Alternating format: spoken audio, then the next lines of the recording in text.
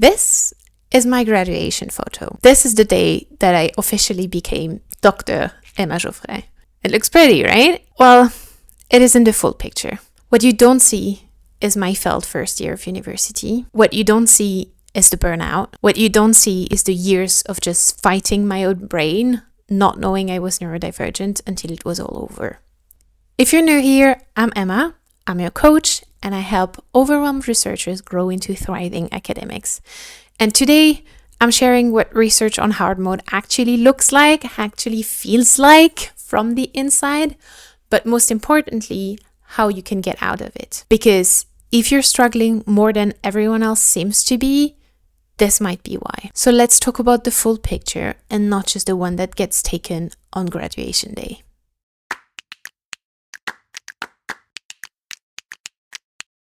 Let's start at the beginning, my failed first year of university, because this is where everything actually started and where if I had had any kind of support, it would have made a world of difference. So I actually failed my first year. I was studying at EPFL. It's not necessarily an uncommon experience. At EPFL, roughly 50% of the people who were in my year failed their first year. So although it's not surprising necessarily, it was surprising to me because up until now, everything came very easy. And that's when it started not to be so easy anymore. It's not necessarily that I could not understand the concepts, because when I got enough time to sit with them, I did. And I eventually got on to do a full PhD. So it's not like I was not able from a intelligence perspective to understand these concepts. It's just that I did not have the tools to deal with the amount of information that was thrown at me on a daily basis. And I did not have the tools to organize myself and get all the work done that I needed to get done to succeed. And that was really the main problem. And that goes with undetected ADHD, where I was actually having a lot of new experiences, a lot of new executive function demands being placed on me, and I just didn't know how to deal with all of it. So I felt that first year, and it really crushed me. It really forced me to grapple with who I was. My identity felt like a huge shift, and it took years for me to finally get into the rhythm of everything. It took years until I finally saw success. And that happened just a bit before the third year of bachelor and then the master. I did very, very well in those years.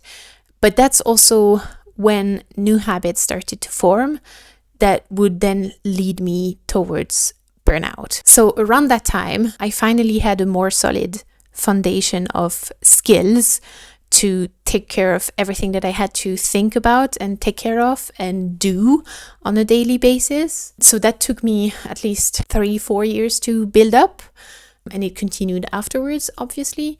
But at that point, I had better ways to just study. And because the subjects also became interesting, my neurodivergent brain was much, much more able to focus on them, just because I wanted to learn how the universe worked, and suddenly I had courses telling me all about that. And so that was very motivating. But the combination of I'm so interested in those things with I'm very afraid that I will fail again was a very tricky one to manage, because it ended up leading me to overwork. And I started having this pattern of overworking, not knowing when to stop, always being on and not being able to relax, forget that I had all of these deadlines coming up.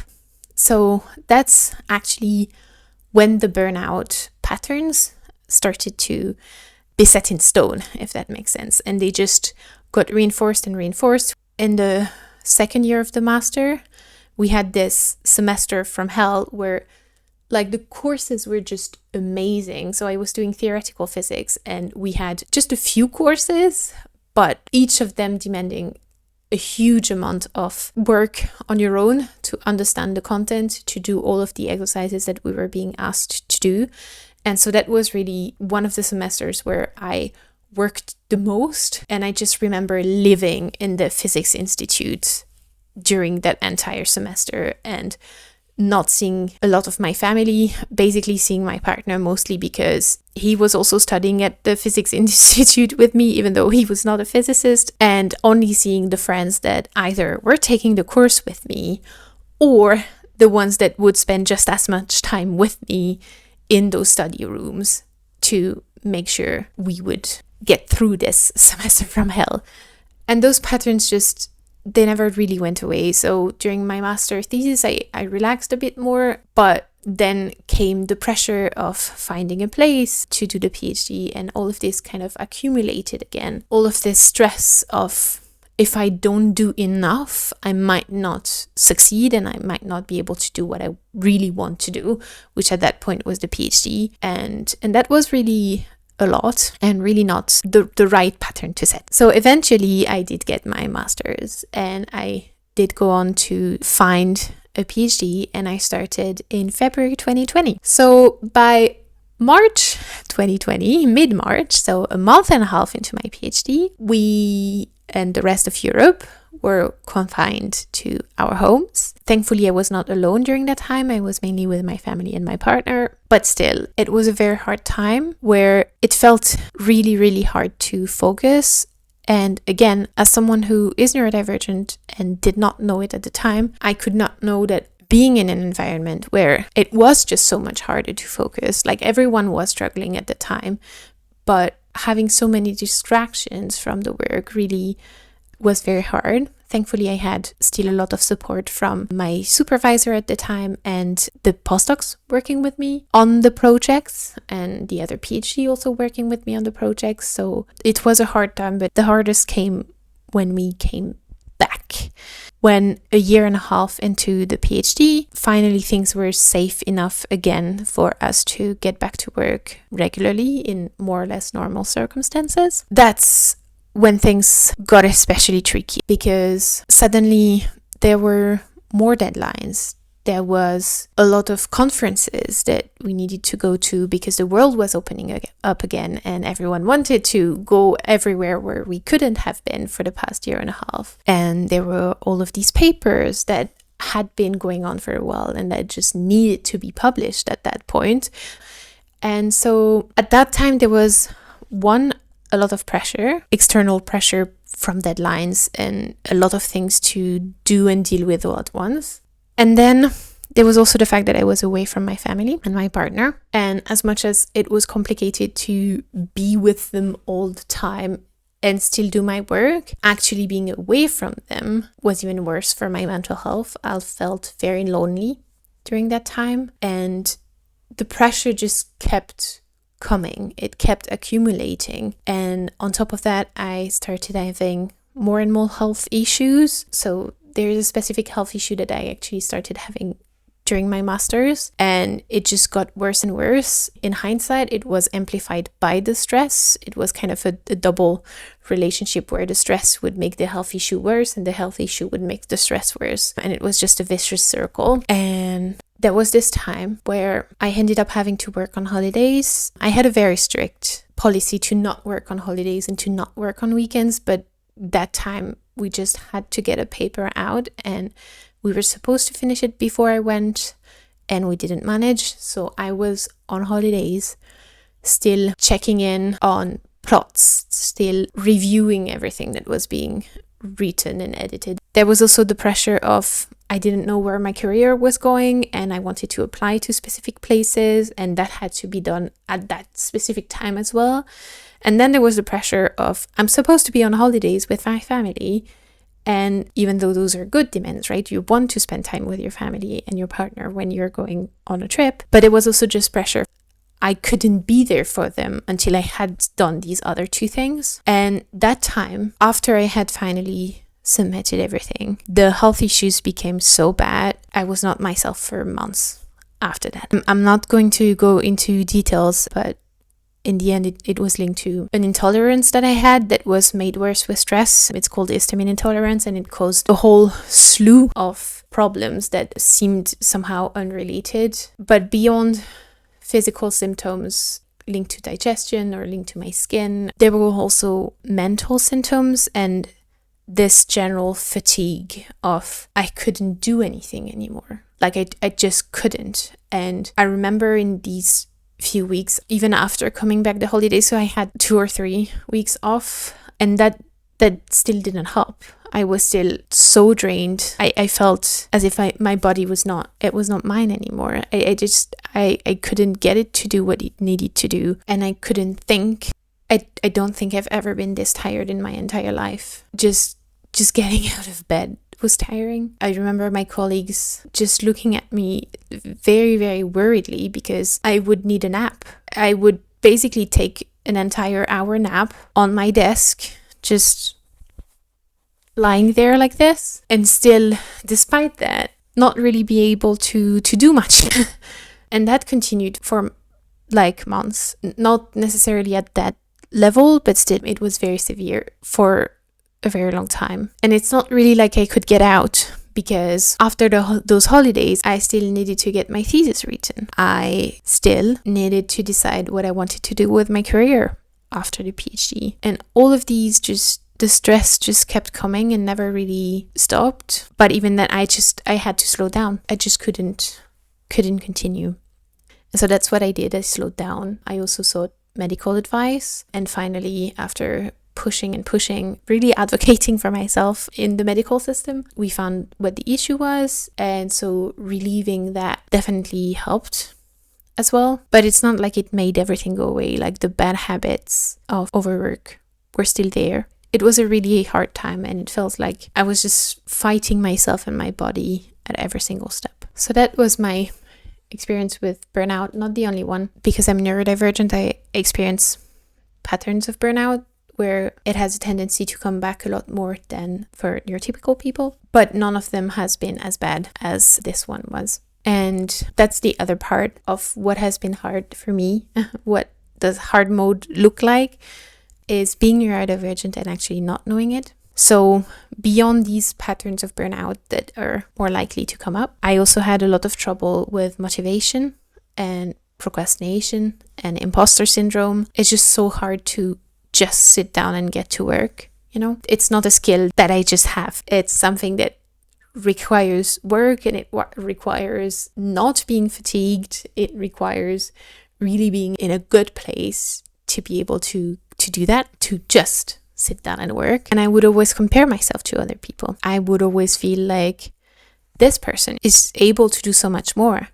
They're actually sitting down and doing things, whereas I feel like I'm on my phone all day, or I feel like I just get up when something feels too complicated and I can't deal with it, or I procrastinate by working on things that are less important or urgent, working on things that are for other people and not for my own research, working on things that sound just more fun, like giving a tutorial or like preparing a talk for a conference, than actually doing the hard work that I need to be able to give that talk at the conference, right? So this pattern of why can't I get my brain to focus on the thing that it's supposed to focus on, where everyone around me seems to be able to do it, that was also very hard. And it brought a third thing, which is it brought a lot of shame.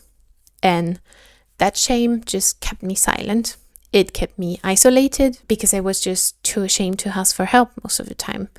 So I would not be able to sit down and write this piece of code because I felt like I didn't have enough guidance to do it. And I would have needed, if I had AI at that point, and I could have asked AI to give me a basic skeleton of what I was supposed to do, and then modifying that would have been so much better, because that's also one of the ways that my brain works. It hates starting from a blank screen, but I didn't have that at the time. And I just felt too ashamed to ask anyone to help me because I felt like I needed to know these things. And if I didn't, then it must mean that I am a fraud and I shouldn't be here. So there was a lot of shame. For many, many, many years, I felt broken. I felt lazy. I felt not good enough. And no one knew because I didn't tell anyone. And it just felt like I was struggling with myself and struggling alone. And that was very, very hard. So this is what hard mode actually felt like for me in my life. This is my own experience with hard mode, and yours might differ. They might align on some points and feel very different on others. But what I want to stress is if you're a researcher and you feel overwhelmed, you're not alone. And many of us are going through this on our own because we're ashamed or because we don't feel as if we can talk to anyone about it. It doesn't feel as if anyone else is experiencing it. But from my experience, a lot of people are actually going through this, and so we need to talk about it more so that it can become more normalized to talk about these things. And now I would like to give you a few tips. If you're there and you're at the bottom of the burnout pit and it feels like nothing will ever be right again, it feels like your body is not even with you anymore, if it feels like you will never get your brain to focus on anything that you're actually supposed to make it focus on to get your research done, I want to say I've been there and I know how hard it is, but I also know this is not the end for you. It's only one moment and it is very hard, but it's not the end, and there is a way to get out of that place. There's a way to get out of hard mode. And so I want to discuss 4 solutions with you today. The first one is eliminate shame. We want to nip it in the bud. We want to kill it once and for all. I want you to understand that you're not broken. You're not broken. And you're not lazy. And you are enough. You're not all of these horrible things that you're telling yourself in your head. You're just likely wired differently. Or even if you're neurotypical, because overwhelm is not just a neurodivergent thing, even though a lot of neurodivergent people end up being overwhelmed more easily, it just means you've had a lot to deal with. And that's okay. And it happens. But it's not a reflection on who you are. And it's not a bad judgment on who you are. So that's the first thing that I want to say. And I think it's important that we normalize the struggle and we talk about this more so that everyone who is feeling ashamed can begin to see, no, actually, it's not me who is the problem. It's the system, what I'm being asked to do, how much I'm being asked to do. And it's just a normal part of things, even though it shouldn't get that extreme, right? So it is normal to struggle during the PhD. It is not normal to burn out. And if you do burn out, again, it is not a reflection on you and your character and your intelligence and your capacities. It's more a reflection of your situation in the moment, but you can change your situation. So for me, I haven't gotten a diagnosis for my neurodivergence yet. I'm in the process of doing that, but I've still been getting help from professionals, and having a professional validate my neurodivergence has been helpful in eliminating that shame. Being like, okay, it's not me who is inherently bad somehow or who is lazy and just not doing enough. My brain is just wired differently and it needs different techniques to succeed. And a lot of those techniques I've actually picked up along the way. I just need to allow myself to reach for them instead of shaming myself for not doing things the way everyone else is doing it. So killing the shame, not letting it take root, is really the first step on this journey to getting out of hard mode. The second one is to drastically reduce commitments. You cannot, and I'm going to stress this, you cannot get out of burnout by keeping on your plate everything that it feels like you have to do. Keeping these things on your plate is just going to make you dig the hole deeper and deeper and deeper. You are not going to get out of burnout if you don't make hard choices. And I know this will sound harsh, and I know it is always something that I also struggle with, because I'm like, I've made those commitments, I need to fulfill them now. But if this is a time where you're feeling so drained, the simple idea of getting out of bed, of making yourself food, of getting a shower is getting complicated, there is no way you're honoring those commitments. There's just no way. And even if you're not at that bottom place where absolutely everything in your life feels hard, it's still not healthy to keep telling yourself you're going to complete all of these commitments that you've signed up for, and it will just lead to getting deeper and deeper into burnout, which means you will need to take a lot more time to get out of it. And I don't want that for you. So it's important to recognize that we can't do everything, and it's okay to say no and to prioritize our health. It's not just okay, it's mandatory to get out of this dark place where you feel overwhelmed and like you will never manage to do everything that you have to do. If you feel like this, it's probably true. You will not manage to do everything you have to do. So we have to prioritize. And if you prioritize the doing, you deprioritize your health, which means eventually you also deprioritize the doing because you won't be able to do it anymore. So in that place where overwhelm starts settling in, it's really important to reassess every single commitment that we make, not just at work, but also in terms of social commitments.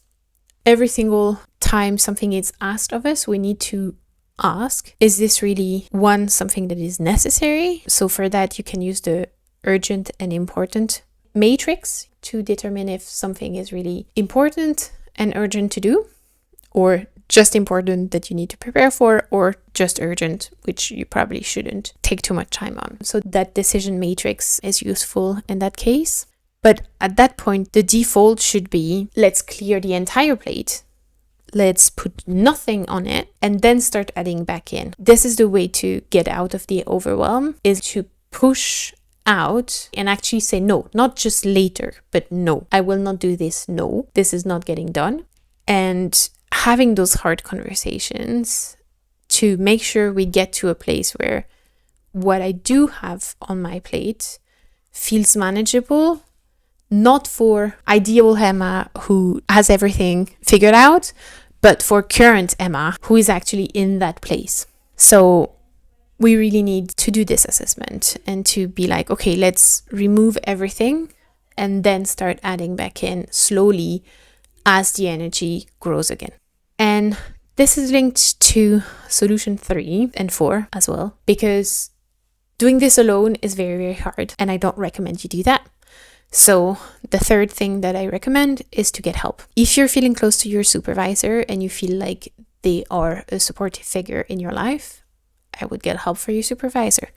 If you feel like you have supportive colleagues that could also help you through this, I would definitely go and seek out some of them. But also, it's important to get help from people who are not in your workspace, people who are outsiders, and people who can have a more distant view of things and not have any stakes in you making one decision or another. Because if you decide to not work on a specific project anymore, this will affect definitely some of your colleagues, maybe your supervisor, and so they won't be neutral. So I highly, highly recommend you getting help from people who are outside of this work circle. So it could mean friends also in academia who are not colleagues, or it could mean, and really encourage you to do this, as I did this myself, going to a therapist and having them help you figure out what it is that you can manage at this time. I especially recommend CBT therapy, so cognitive behavioral therapy, which is much more of a dialogue than typical therapy, which is much more of a monologue on your part. I personally prefer CBT, and I think for these cases also where you need support and someone else to help you figure out what the right decision is, CBT is going to be much more efficient. Another thing that you could do is to get a coach. I help people in those situations as well. I also don't have an interest in you pursuing one project or another, so that's also helpful to have someone who has gone through this and who knows what it is and can help with, of course, always them letting you know that it's actually you taking the decision, right? In the end, the coach, the therapist, none of them are going to take the decision for you. And so we're just there as somebody who listens and advises, but eventually has no vested interest in you making a specific decision. It's really important when you seek out those people to help you that it is people who understand you, who are able to see you both as a researcher and an individual. So see both the science, research, academic part of you, and also the things that are very individualized to you and that are just not the same as everyone else. And it's important to choose someone who can make that distinction and understand that not everyone will want the same things and not everyone will need the same things to succeed. So having someone with that flexibility in how they approach things is very important. Having an individualized approach is very important. One of the techniques that I really love that is used both in therapy and in coaching is called motivational interviewing. And it's a technique that really gets to the core of the individual and what is their motivation for seeking change and what do they want and how do they work, etc. And I really love that technique for coaching. And so if you can find somebody who is skilled in that, that is also very, very helpful. I would also recommend someone who is going to suggest and actually encourage you to seek accommodations without making you feel any guilt about it. Okay, so if your brain is indeed wired differently, and in that case you are likely going to, if you're neurodivergent, you're likely going to need at the very least a therapist for some time to help you figure things out. Maybe more than that. At this moment, and I have been for a while, doing both therapy and coaching, and both have been really helpful in different ways. But it's really, really important that you find someone who is able to see you as an individual and especially knows a bit about what it's like if you're neurodivergent to be neurodivergent, not necessarily from lived experience, but at least has knowledge about the topic, and who is able to suggest things that could help. And that would mean removing things from your plate and helping you achieve more by accommodating your differences without any guilt. So I really recommend seeking someone who is knowledgeable in those areas of not just what it means to be neurodivergent, but how can we deal with it productively. And then finally, solution 4 is once you have killed shame and once you've gotten help to help you deal with all of this, so you cleared the plate, now you're slowly adding things back on. It's really important to build systems, to not just rely on going with the flow, because if you don't have a plan, what you do is very quickly going to go back to whatever it is that you were doing before. Because it's not that you don't have systems, you just don't have the good ones. You do have a lot of systems in place. Those are the ones that got me through the bachelor, master, PhD. But for a very long time, those were not good systems, or at least they were not well-rounded enough that I was able to accommodate myself. So they were, some of them, too productivity driven and not neurodivergent accommodating. And so those old systems that you have, those old tapes that you have in your mind, if you're not careful, once you've cleared your plate and you've finally taken a rest, it will feel like you can do more again, and you will start piling things back on, and you will get back into the burnout bit. And I don't want that for you. So we want to have a game plan for how we are going to go about building up again. And we want to use simple systems to help us assess what it is that we're supposed to say yes to, what it is that we're supposed to say no to. How can we make sure that we're not over-committing again, that we're not overworking ourselves again, that we are taking care of our own neurodivergences and differences in a way that is kind to ourselves. So the idea with those systems is not to have a super complex framework that is going to work in any situations, but to have very lightweight yes or no. This is the easy decision tree that I'm following. If this thing happens, I have this consequence. If I've already committed to one conference, I cannot commit to another until this one has passed already. Or ways to assess how much time you have by doing some time tracking first, and then some planning with very thorough time assessment being built in. So those are simple but proven frameworks that can help you handle whatever it is that you need to handle next, now that you feel able to rebuild again. The idea with systems is to make things easier and not harder. So if the system feels like it's demanding a lot of your energy to maintain, it's not the right one. Okay. So again, if you work with someone who is able to hear those things, to hear you say, I'm not sure about this thing that we talked about because it just feels too complicated and I would like to have something simpler, it's much better because you can go back and forth, ideate together, brainstorm, do tiny experiments to make sure that you improve and you get better. So make things easier and not harder for yourself, and really try to build in systems that work with your brain instead of against it. So things that accommodate your brain instead of relying on motivation, feeling rested, having enough bandwidth. Because if your system rely on these things, there's going to come a time where they're going to fail, and we don't want to experience a system breakdown again. So this is the full picture behind my doctoral degree. It was not just one day, as much as the graduation day was very nice. It was a long journey to get there, and there's a lot that I've learned since. But the main thing that I take from this journey is that as hard as those moments have been, and as much as I wish past me did not have to go through them, they've also taught me things that are invaluable and that I use now every day in my coaching and training practice to not just relate with researchers on a more emotional level, but also to know intellectually and from experience what it takes to get out of those hard and dark places. And this is why I created Grow Into Your PhD, because I feel it is an experience that a lot of people have. And again, not just neurodivergent folks. I'm not saying that only neurodivergent people experience overwhelm. That's really not what I'm saying. Many researchers experience something like this at one point or another in their life. And I wish it weren't the case, but right now that's the situation. So the reason why I founded Grow Into Your PhD was to help other people so that they don't have to go through these hard times, or that at the very least, if they are in this hard place, they have someone to talk to about it and someone who can help them take concrete action to get better and get out. Not out of your PhD, but out of that dark place.